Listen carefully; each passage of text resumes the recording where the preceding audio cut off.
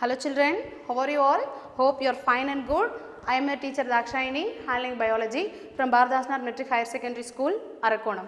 Children, today we are going to see 9th standard biology chapter 5. What's the name of the chapter children? Pollination and fertilization.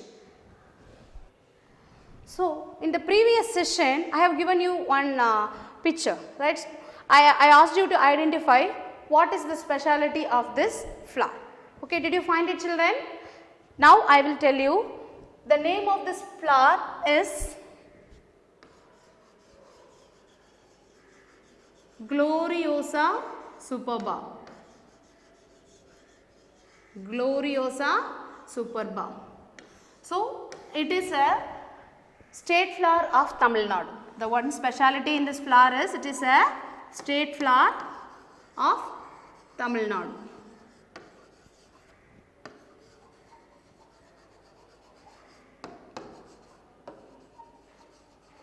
And the Tamil name for this flower is Sengandal Malar. In the previous session, we discussed about the self-pollination. What is self-pollination and what are all the advantages and disadvantages of the self-pollination. In this session, we are going to discuss about the cross-pollination. So, what is cross-pollination?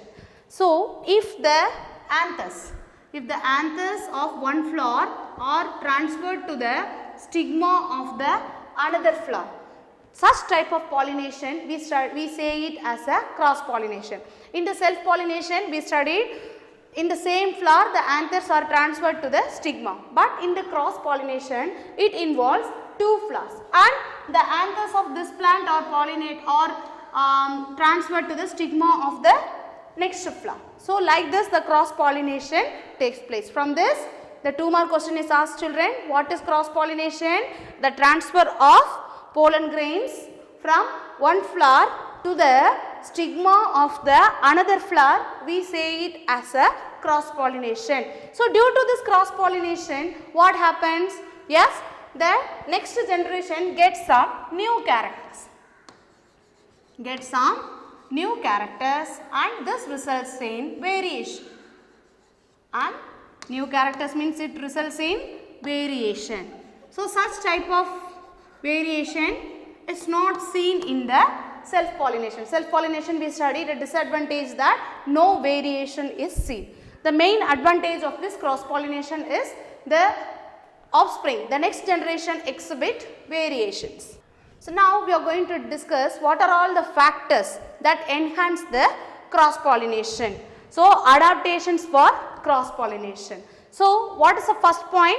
Unisexuality. Now, I will tell you what are all the adaptations and I will explain one by one in detail.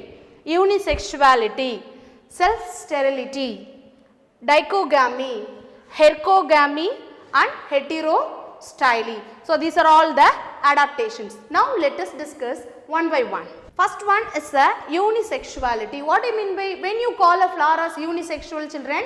When male is present in one flower, if a flower possesses only the male and female part is present in the another flower. So, such type of flowers we say it as a unisexual. So, only one sex is seen in the flowers.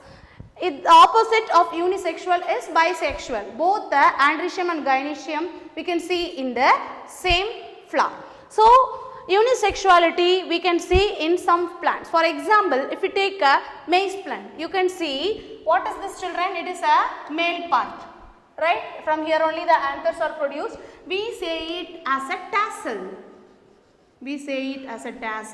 And it is a male flower. This is a cob and this is the female flower. So, the male and the female flowers are present on the same plant. So, such type of conditions only cross pollination can take place, right. So, the stigmas, anthers of the one flower is transferred to the stigma of the another flower. So, this is a condition for cross pollination.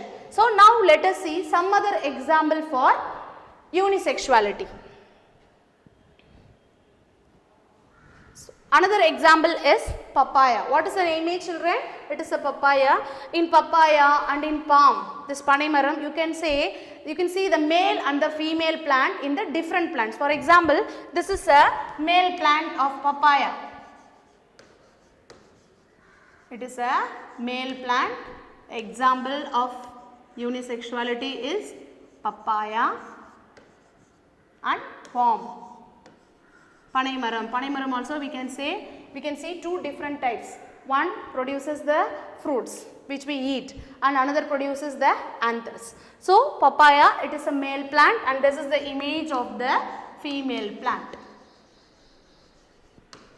Female plant. So this is a unisexuality. The flowers are of only one sex. So unisexuality we can see in, so one type of unisexuality we can see in the corn plants. Another type we can see in the papaya and palm. So next, another important thing is a self-sterility. What do you mean by self-sterility? For example, just imagine a flower, children. If this is a flower, just imagine this is a flower and it bears a stigma and anthers. Right. So the pollen grains of this flower will not germinate on the stigma of the same flower. So this is a self-sterility.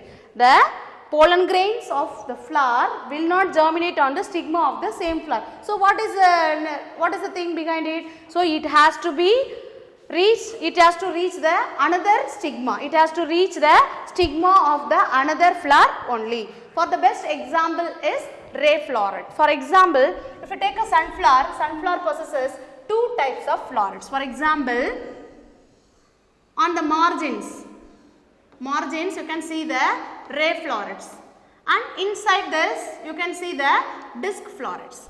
So this ray floret, this is the image of the ray floret of sunflower, children. Here the anthers will not fertilize, will not germinate on the stigma. It will germinate on the stigma of the another flower only. So such self-sterility condition is maintained in the sunflower. So what is the example for self-sterility, children? Sunflower. That is especially the ray florets of the sunflower.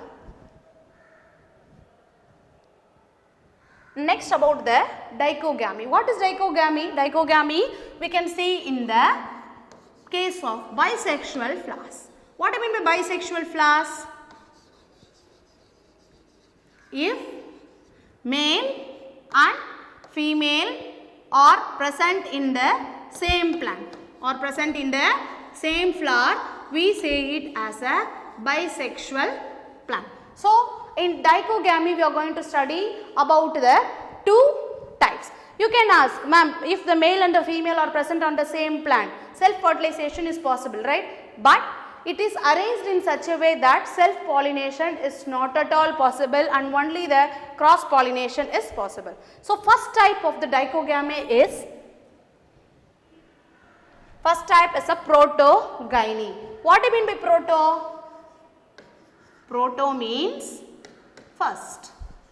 Proto means first and gyne. Gyne means it refers to the female part of the flower. Female part of the part, that is a gynoecium. So in such type of protogyny, only the female, for example, if a plant bears both the male and the female part matures first. So what happens? The self-pollination becomes impossible. So it has to, only the cross-pollination has to be taken place. The example for protogyny is peepal tree.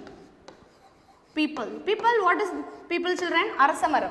Arasamaram, this Poovarasamaram, right? And then this Punnai Maram, Pongemi, all comes as an example for protogyny. That is a female part matures first. So self-pollination, self-fertilization becomes impossible. Next, another condition is a protandry. Same. What do you mean by proto, children? Proto means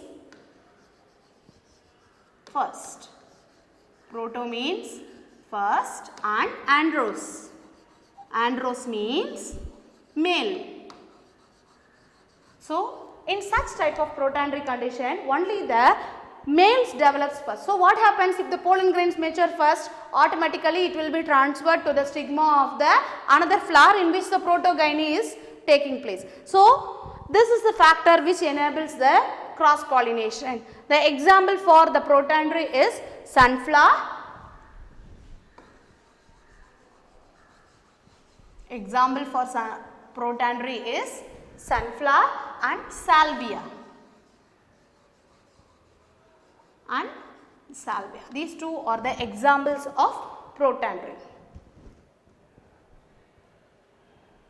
Next one is a hercogamy, right? Hercos. So you can see this flower. What is this flower, children? Already we discussed. It is a state flower of Tamil Nadu, gloriosa.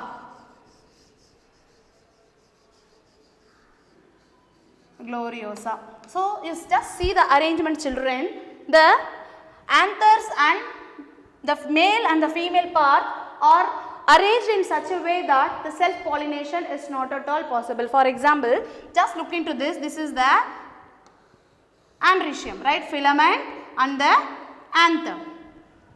This is also a filament and the anther. This is the male part, and you can see the female part. The stigma, you just look here. It is the stigma. So the anther and the stigma are arranged in such a way that self pollination becomes impossible. So in such type of flowers, what is possible? Only the cross pollination takes place. The next reason for the cross pollination is the heterostyly. What do you mean by hetero? Hetero means different. Hetero means different. Styly means style. It's a female part, right? Ovary, style and the stigma. So this is the style. So in some plants, the length of the style is different, so that the self pollination becomes impossible. For example, just look into this picture, children. What is the image of this flower? This image is of primrose. The example for heterostyly is primrose. It belongs to Primulaceae family. So primrose, you just see the style. Where is the style here? This is a style. Ovary, style and stigma. Right? And you see here, what happens here? Ovary, style and stigma. So you just look the length of the style, children. Here the length, it possesses the long stigma, but here the stigma is very short. So what happens? And you see the arrangement of the anthers also. Here the anthers filament is short when compared to that of the another flower, and here the filament is very long and anther occupies the top portion. So the anthers of this flowers are transferred to the stigma of this. Only cross pollination is possible. And here this anthers and stigma is of same length. So automatically the anthers of this flower is transferred to this flower. So the difference in the length of the style is also responsible for cross pollination. So heterostyly condition we can see in primula. So what are all the things we discussed, children? We studied about the unisexuality. Next one about the dichogamy. In that we studied about the protandry and protogyny. Next, self-sterility, hercogamy and finally the heterostyly. So now we are going to see the advantages and disadvantages of the cross pollination. So first let us discuss about the advantages. What is the first advantage? Yes, the seeds are viable. Viable means what? Fertile. The seeds are viable. When compared to self-pollination, the seeds which are produced by cross-pollination are rich in fertility. And next important advantage is that they can germinate, the germination is very fast when compared to self-pollinated seeds. Here the germination of the seed is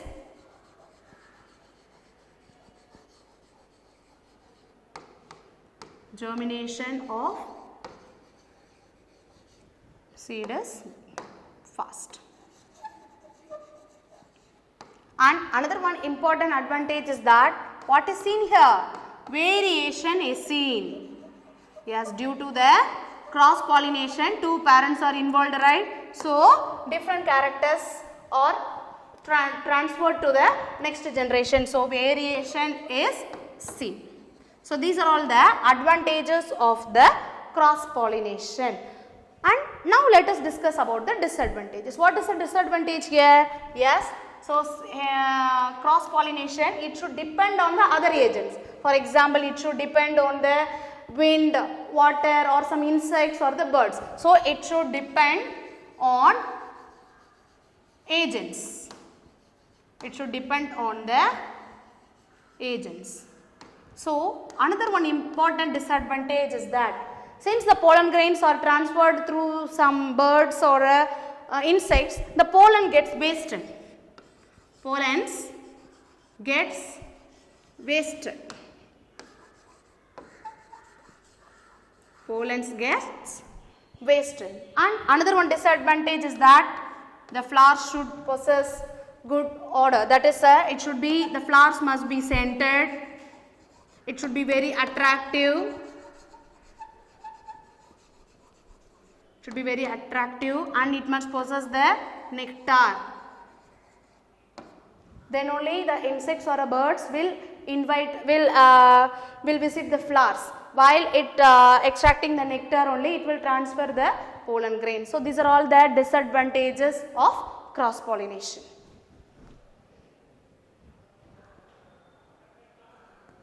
So let us recap, children. What are all the things we studied? We studied what is a cross pollination, what is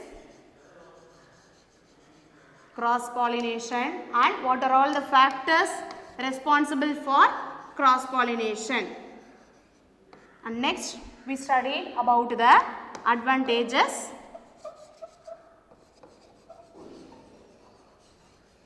and disadvantages of